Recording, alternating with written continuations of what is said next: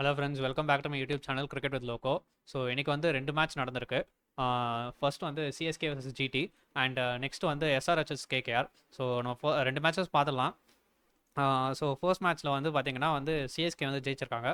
So ஒரு நல்ல ஒரு ஸ்கோர் போட்டிருப்பாங்க 230. ஸோ இந்த மாதிரி தான் வந்து அவங்க ஆடி இருக்கணும்னு நினைக்கிறேன் சீசன் ஃபுல்லாக. ஸோ ஏன்னா அவங்க அவங்க ஒரு ஜென்ரலாகவே வந்து ஒரு பேட்டிங் டாமினேட்டட் டீம் தான். அண்ட் இந்த வருஷம் வந்து பேட்டிங்கில் ஃபெயில் ஆயிருக்காங்க. அண்ட் இந்த மேட்ச் பார்த்தீங்கன்னா வந்து பேட்டிங்கில் வந்து அவங்க 230 ரன்ஸ் வச்சுருக்காங்க பேட்டிங் ஃபர்ஸ்ட். ஸோ அதனால தான் வந்து அவங்கள ஜெயிக்க முடிஞ்சது. இந்த இந்த மேட்சே வந்து ஒரு பேட்டிங் டாமினேட்டட் மேட்சாக தான் இருந்திருக்கு. ஸோ அது என்னன்னு பார்த்துடலாம். ஸோ ஃபர்ஸ்ட் வந்து ஆயுஷ் மாத்ரே அண்ட் டெவன் கான்வே தான் ஓப்பனிங் பண்ணுவாங்க. அண்ட் எனக்கு தெரிஞ்சு இதுதான் அவங்களோட பர்ஃபெக்ட் காம்பினேஷன் நினைக்கிறேன். கைக்வாட் வந்து தெரியல, வந்தாருன்னா அடுத்த வருஷம் வந்தாருன்னா அவருக்கு எந்த ஸ்பாட்டில் கொடுப்பாங்கன்னு எனக்கு தெரியல. ஏன்னா மாத்ரே அண்ட் கான்வே வந்து கொஞ்சம் நல்லா ஆடுறாங்க அவங்க டாப் ஆர்டரில். So Mhatre, Conway and Urvil Patel கூட ஒரு நல்லா தான் ஆடுறாரு. மேபி உருள் பட்டேலுக்கு பதிலாக வந்து கைக்வாட் வரலான்னு நினைக்கிறேன். அதுதான் வந்து ஒரே ஆப்ஷன் நினைக்கிறேன் கைக்வாடுக்கு.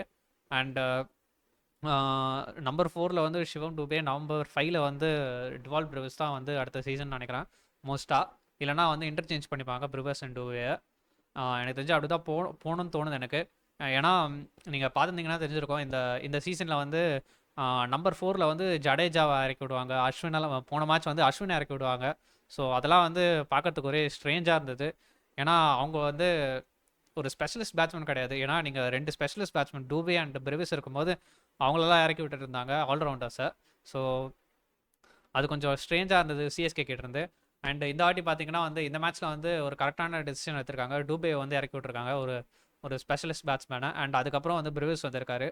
ஸோ அவரு வந்து ஒரு ஸ்பெஷலிஸ்ட் பேட்ஸ்மேனு. ஸோ அவங்க வந்து அடிக்கிறதுனால தான் வந்து எனக்கு தெரிஞ்சு அவங்களால அந்த 230 ரன்ஸ் போக முடியுதுன்னு நினைக்கிறேன். ஏன்னா நீங்கள் ஸ்பெஷலிஸ்ட் பேட்ஸ்மேன் இறக்கி விட்டிங்கன்னா அவங்களுக்கு நின்று ஆடி இன்னிங்ஸை பில்ட் பண்ண தெரியும். ஸோ அதனால தான் வந்து அவங்களால வந்து அடிக்க முடிஞ்சது இந்த 230 ரன்ஸு. ஸோ அதுதான் வந்து அவங்க சீசன் ஃபுல்லாக பண்ணியிருக்கணுமோன்னு தோணுது. ஏன்னா அவங்க ஒரு மேட்ச் தோற்றதுக்கப்புறம் வந்து நிறைய டிஃப்ரெண்ட் காம்பினேஷன்ஸ்லாம் ட்ரை பண்ண ஆரம்பிச்சிட்டாங்க. ஸோ அதெல்லாம் ட்ரை பண்ணாமல் வந்து லைக் ஒழுங்காக வந்து லைக் அவங்களோட ஸ்பெஷலிஸ்ட் பேட்ஸ்மேனை யூஸ் பண்ணியிருந்தாலே போதும் தோணுது. அண்ட் ஸோ தோனி வந்து நெக்ஸ்ட் சீசன் ஆடுவாரா இல்லையா அப்படின்றது வந்து ஒரு பெரிய கேள்வியாகவே இருக்குது. ஸோ அவர் வந்து பார்த்தீங்கன்னா வந்து என்ன சொல்லியிருக்காருன்னா, I'm not saying I'm done, but I'm not saying I will come back also. So அதுக்கு என்ன மீனிங்னா வந்து, ஸோ நான் வந்து முடிக்கிறேன்னு சொல்ல, அதே மாதிரி வந்து நான் திரும்ப வருவேன் அப்படின்றத வந்து சொல்லலை. ஸோ அப்படின்னு சொல்லியிருக்காரு. ஸோ என்ன நினைக்கிறாருன்னு தெரில. ஸோ பொறுத்திருந்து தான் பார்க்கணும், நெக்ஸ்ட் சீசனில் தான் வந்து வருவாரா இல்லையா அப்படின்றது தெரியும். ஸோ இது வந்து ஒரு டிப்பிக்கல் தோனி ரெஸ்பான்ஸாக இருந்திருக்கு. ஸோ எது கேட்டாலும் வந்து இந்த மாதிரி சொல்லிட்டு போய்டுறது. ஸோ என்ன நடக்குதுன்னு பார்க்கலாம் நெக்ஸ்ட் சீசனில். அண்ட் சீசன் ஸ்டார்டிங்கில் வந்து பார்த்தீங்கன்னா வந்து இவர் தீபக் ஹூடா அண்ட் ராகுல் திரிபாத்தில் ஆடுவாங்க. ஸோ அவங்களுக்கு பதிலாக வந்து மாத்ரே அண்ட் உருள் பத்ரேல கொண்டு வந்தது வந்து கொஞ்சம் நல்லா இருந்தது. ஏன்னா ஒரு யங் டேலண்ட் வந்து வந்திருக்காங்க. ஸோ அது நல்லா இருக்குது பார்க்குறதுக்கு. And IPL is always about bringing in young talent to the big occasion. So அதுதான் நான் வந்து ஐபிஎல்னு நினைக்கிறேன்.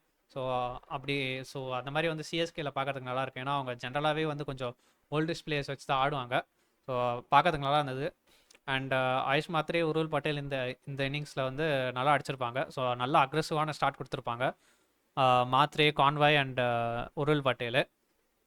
அண்ட் அதுக்கப்புறம் பார்த்தீங்கன்னா மிடில் ஆர்டரில் வந்து டூபேவும் வந்து 17 ஆஃப் 8 ஒரு கேமியோ ஆட்டு போயிடுவார். அண்ட் பிரிவிஸ் வந்து ஒரு சூப்பரான இன்னிங்ஸஸ் 57 and 23. ஸோ அதனால தான் வந்து அவங்களால வந்து 230 அடிக்க முடிஞ்சிருக்கு. அந்த அக்ரெசிவான ஸ்டார்ட்டு அண்ட் மிடில் ஆர்டர்லேயும் வந்து அக்ரெஷன் காட்டுறதுனால தான் வந்து அவங்களால அடிக்க முடிஞ்சது. ஸோ அதுதான் வந்து சிஎஸ்கேயோட இன்னிங்ஸு. அண்ட் இதே மாதிரி தான் வந்து அவங்க ஸோ சீசன் ஃபுல்லாக ஆடிடுறோமோன்னு தோணுது. அண்ட் அடுத்த சீசன் எப்படி ஆடுறாங்கன்னு பார்க்கலாம். அண்ட் குஜராத் டைட்டன்ஸ் பேட்டிங் பற்றி சொல்லணும்னா ஒன்றும் சொல்கிறதுக்கு இல்லை. ஆக்சுவலாக சாய் சுதர்ஷன் மட்டும்தான் கொஞ்சம் நின்று ஆடினார், மற்றபடி யாருமே ஆடலை. அண்டு ஜாஸ் பட்லரும் வந்து இந்த மேட்சோட வந்து கிளம்பி போயிடுவார். ஸோ அதுக்கப்புறம் வந்து பிளே ஆஃப்ஸில் வந்து அவங்க எப்படி போக போகிறாங்கன்னு தெரில. ஏன்னா அவங்களோட bulk of the run scoring வந்து சுதர்ஷன், கில் அண்ட் பட்லர் தான். ஸோ அதில் வந்து ஒருத்தர் போகிறாருன்னா வந்து கொஞ்சம் கஷ்டமாக தான் இருக்கும். அண்ட் அவங்களோட மிடில் ஆர்டர் வந்து இன்றைக்கி எக்ஸ்போஸ் ஆகிருக்கு. ஸோ அவங்களாலையும் வந்து எதுவுமே பண்ண முடியல இன்றைக்கி.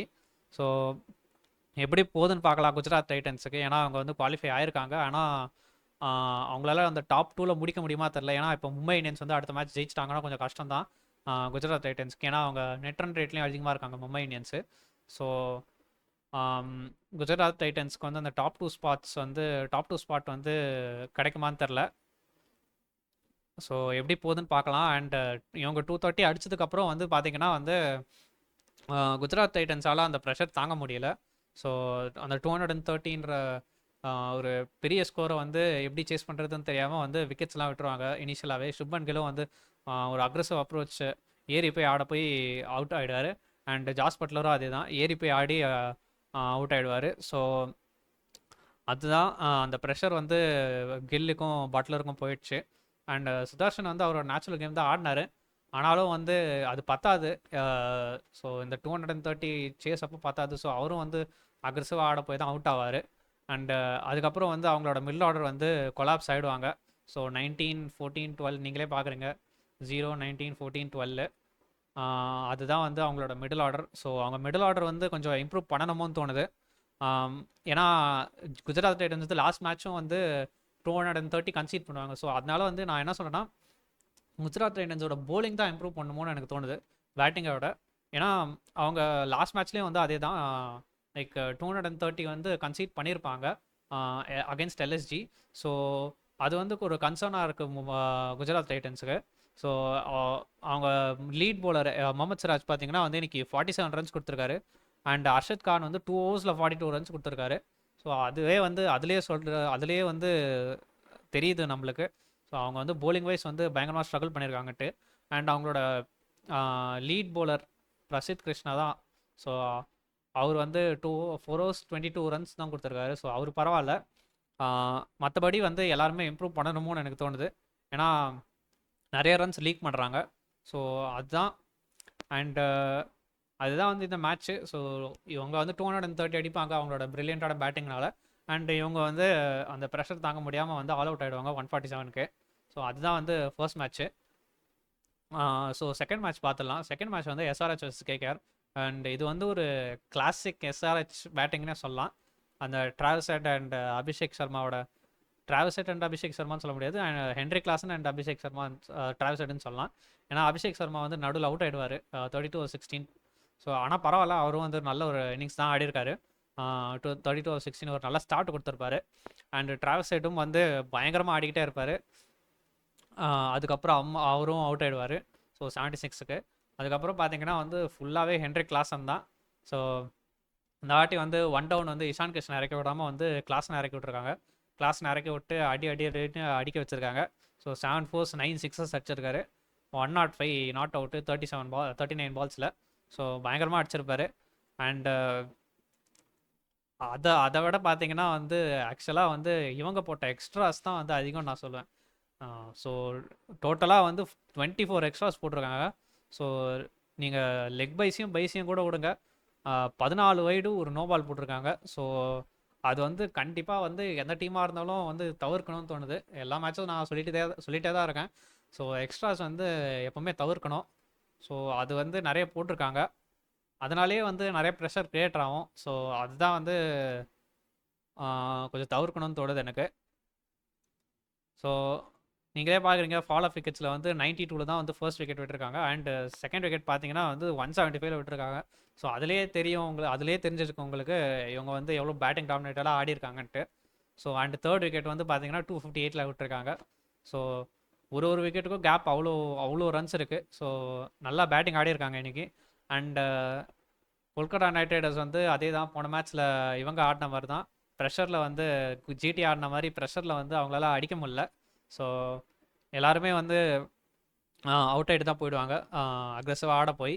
ஸோ சுனில் நாராயண் தான் வந்து 31 ரன்ஸ் அந்த நல்ல ஸ்டார்ட் கொடுத்துருப்பாரு. அதுக்கப்புறம் வந்து பார்த்திங்கன்னா வந்து அவ்வளோ சரியாக ஆடல. மேபி அந்த ஃபினிஷிங்கில் வந்து மனிஷ் பாண்டே, ரமன்தீப் அண்ட் ஹர்ஷித் வந்து கொஞ்சம் அடித்தாங்க.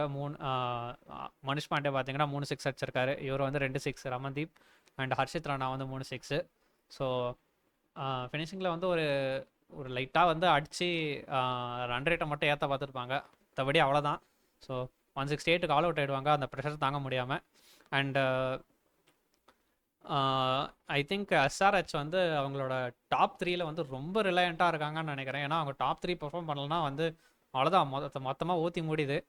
ஸோ ஜிடி மாதிரியே தான் நினைக்கிறேன். ஸோ அவங்க வந்து டாப் த்ரீ ரிலையண்ட்டாக இருக்கிறதுனால வந்து கொஞ்சம் கொஞ்சம் கஷ்டப்படுறாங்க அவங்க மிடில் ஆர்டர். ஸோ இன்னைக்கு அவங்க டாப் த்ரீ வந்து ஃபயர் பண்ணிட்டாங்க.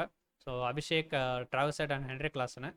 ஹென்ரிக் கிளாசன் ஆக்சுவலாக வந்து நம்பர் 3ல வர மாட்டார், நம்பர் 4 நம்பர் 5ல தான் வருவார். ஆனால் இன்னைக்கு ப்ரமோட் பண்ணியிருக்காங்க அப் தி ஆர்டர். ஸோ பரவாயில்ல, அது ஒரு நல்ல மூவ் தான் நான் சொல்லுவேன். ஏன்னா அவர் வந்து கொஞ்சம் ஸ்பின்னுக்கு அகேன்ஸ்டாகவும் நல்லா ஆடுவார். ஸோ மிடில் ஓவர்ஸில் வந்து ஆஹ், நல்லா வந்து அந்த இதை யூஸ் பண்ணிக்கிட்டாரு ஸ்பின்னர்ஸை. ஸோ அதான்.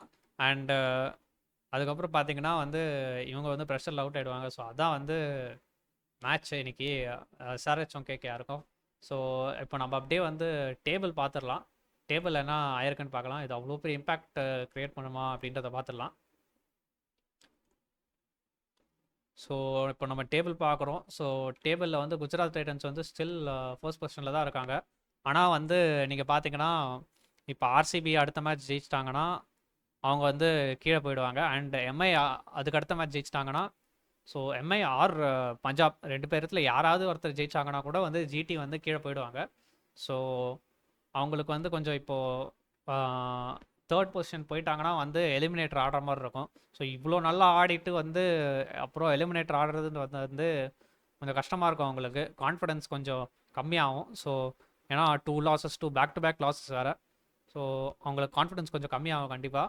ஸோ அதனால் வந்து எப்படி போகுதுன்னு பார்க்கலாம். RCB versus LSG match and Punjab versus Mumbai Indians மேட்சும் எப்படி போகுதுன்னு பார்க்கலாம். ஸோ அது ரொம்ப குரூஷியலான மேட்சஸ் ஜிடிக்கு ஆக்சுவலாக. ஸோ அதுக்கப்புறம் சிஎஸ்கே வந்து பாட்டமில் முடிச்சிருக்காங்க. இதுதான் வந்து அவங்க ஃபர்ஸ்ட் டைம் பாட்டமில் முடிக்கிறது. ஸோ ஓகே, பரவாயில்ல. ஆனால் இந்த இந்த சீசன் கடைசியில் வந்து ஒரு வின்னோட முடிச்சிருக்காங்க. ஸோ அதனால் வந்து ஓகே தான் நான் சொல்லுவேன். ஏன்னா நீங்கள் லூசிங்கில் வந்து முடிச்சிங்கன்னா வந்து அடுத்த சீசன் போகும்போது கொஞ்சம் கஷ்டமாக இருக்கும். ஸோ வின்னில் முடிச்சதுனால வந்து மேபி அடுத்த சீசனுக்கு வந்து அந்த பாசிட்டிவ்ஸ்லாம் எடுத்துகிட்டு போவாங்கன்னு நினைக்கிறேன். ஸோ எப்படி போகுதுன்னு பார்க்கலாம். அண்ட் சன்ரைஸ் ஹைதராபாத் வந்து ஒரு நல்ல பூஸ்ட்டு. இந்த 3 பேக் டு பேக் 3 வின்ஸ் இந்த ரோ. ஸோ 13 பாயிண்ட்ஸ் போயிருக்காங்க. ஸோ 14 கேம்ஸில் வந்து 6 கேம்ஸ் வந்து ஜெயிச்சிருக்காங்க. ஸோ பரவாயில்ல, அவங்க வந்து சீசனை வந்து நல்லாவே முடிச்சிருக்காங்க. So 3 wins in row. And அதுதான் வந்து இன்னைக்கு வீடியோ. ஸோ இதோட வீடியோ முடிச்சுக்கிறேன். ஸோ இந்த வீடியோ பிடிச்சிருந்தா லைக் பண்ணுங்கள். அதே மாதிரி உங்கள் ஃப்ரெண்ட்ஸ் யாராவது கிரிக்கெட் பார்ப்பாங்கன்னா உங்களுக்கு ஷேர் பண்ணி விடுங்க. அண்ட் உங்கள் மறக்காமல் சேனலை சப்ஸ்கிரைப் பண்ணுங்கள். அப்போ தான் டெய்லி போஸ்ட் பண்ணுற வீடியோஸ் வந்து உங்களுக்கு வரும். ஸோ தேங்க்யூ, பாய்.